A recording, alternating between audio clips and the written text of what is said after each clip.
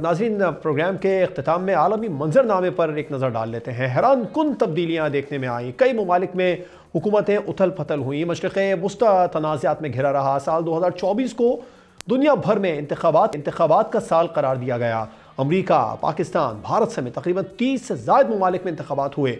बांग्लादेश में शेख हसीना वाजिद के 15 साला दौरे इक़्तिदार का खात्मा हुआ। 3 दिसंबर को जनूबी कोरिया में चंद घंटों का मार्शल लॉ लगाया गया, जिसे अवामी रद्द-ए-अमल के बाद ख़त्म कर दिया गया। 8 दिसंबर को शाम में बशार अल असद हुकूमत के साथ असद ख़ानदान के 50 साल इक़्तिदार का सूरज भी इसी साल गुरूब हुआ। जंगों की बात करें तो 17 अक्टूबर 2023 से हमास और इसराइल में जारी जंग का सिलसिला आज भी जारी है। सेहूनी फोर्सेस 44,000 से ज़ायद बेगुनाह फ़लस्तीनियों को शहीद कर चुकी है।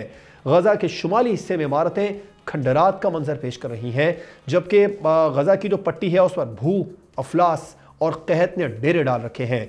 इस साल इस्राएली वज़ीर आज़म नेतन्याहू की आलमी फौजदारी अदालत ने वारंट गिरफ्तारी जारी की है, लेकिन उससे इसराइल के जंगी अज़ाम में कोई कमी नहीं आई। मई 2024 में ईरानी सदर इब्राहिम रईसी अपने वज़रा समेत आज़रबाईजान के नज़दीक ईरानी सरहद पर हेलीकॉप्टर क्रैश में जाँ बहक हो गए।